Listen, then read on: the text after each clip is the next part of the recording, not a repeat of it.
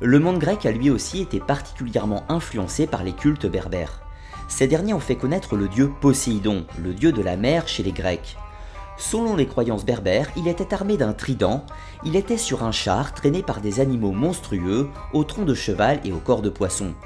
Il avait à sa disposition des animaux marins qu'il commandait et qui le suivaient à chacun de ses déplacements. Il avait cette force de déchaîner des tempêtes avec son trident. Il était capable de découper un grand rocher et de faire jaillir l'eau de la terre. Il régnait sur l'île d'Atlantide, appelée du nom de son fils Atlas. Poséidon, idolâtré par les Grecs, était depuis la nuit des temps honoré par les Berbères. Ensuite nous avons Anté, le fameux géant tué par Héraclès, qui est lui aussi d'origine berbère. Anté était comme les habitants de cette région du nord de l'Afrique, le dieu de la mer et de la terre, fils de Poséidon.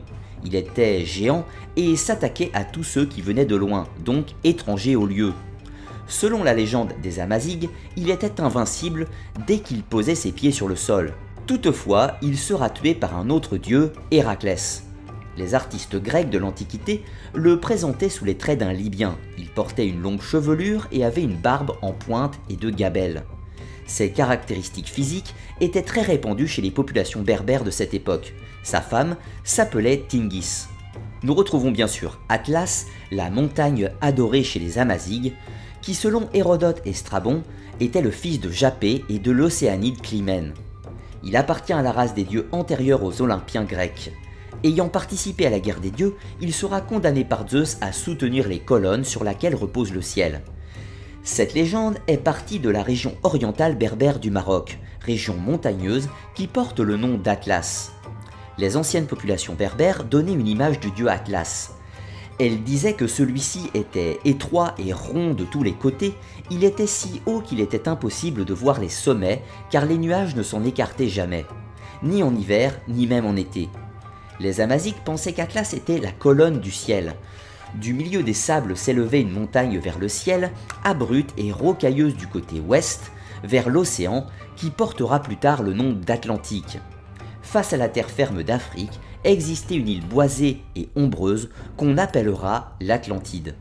Une autre déesse que l'on pourrait croire grecque est Athéna, déesse libyenne de Tritonie.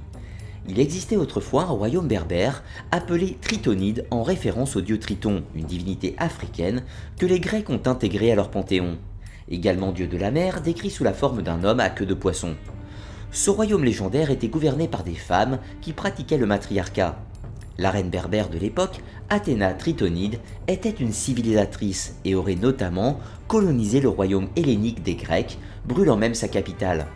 Cette dernière sera alors reconstruite par les berbères tritonides qui lui donneront le nom de leur reine, Athéna. Le culte de cette dernière était prépondérant au nord de la Libye.